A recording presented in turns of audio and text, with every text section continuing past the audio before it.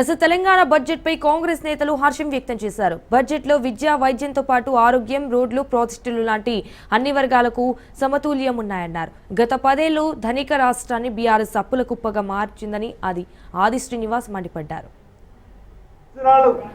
ఆడంబరాలకు పోతూ బడ్జెట్ లో లేనివి ధనిక రాష్ట్రం చెప్పిన ఆనాటి ముఖ్యమంత్రి కేసీఆర్ గారు అప్పుల కుప్ప రాష్ట్రంగా మార్చిన కరోనా వైరస్ లాంటి బీఆర్ఎస్ ప్రభుత్వం తెలంగాణకని చెప్తున్నా.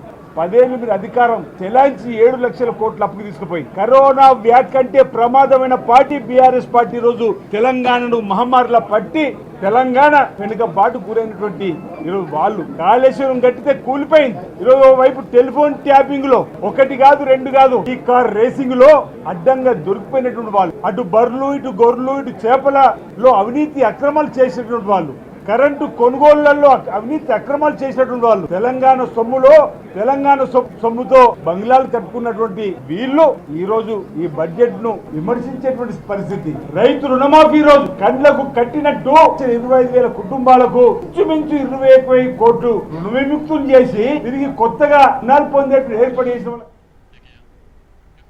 తెలంగాణ ఆకాంక్షలకు అనుగుణంగా బడ్జెట్ ఉందన్నారు బీర్లా ఐలయ్య. కరోనా కంటే ప్రమాదకరమైన పార్టీ బీఆర్ఎస్ అన్నారు. అయితే సీఎం రేవంత్ అభివృద్ధి చేస్తుంటే ఓర్వలేకనే విమర్శలు చేస్తున్నారని మండిపడ్డారు. బీఆర్ఎస్ పార్టీ జీర్ణించుకోలేక ఈ బడ్జెట్ మొత్తం మీద పేదలకు, రైతులకు, మహిళలకు, దళితులకు, బడుగు బైనార్ వర్గాలకు, మైనార్టీలకు సంతృప్తి ఇచ్చే బడ్జెట్ మరి వీళ్లకు మాత్రం సంతృప్తినిస్తలేదు.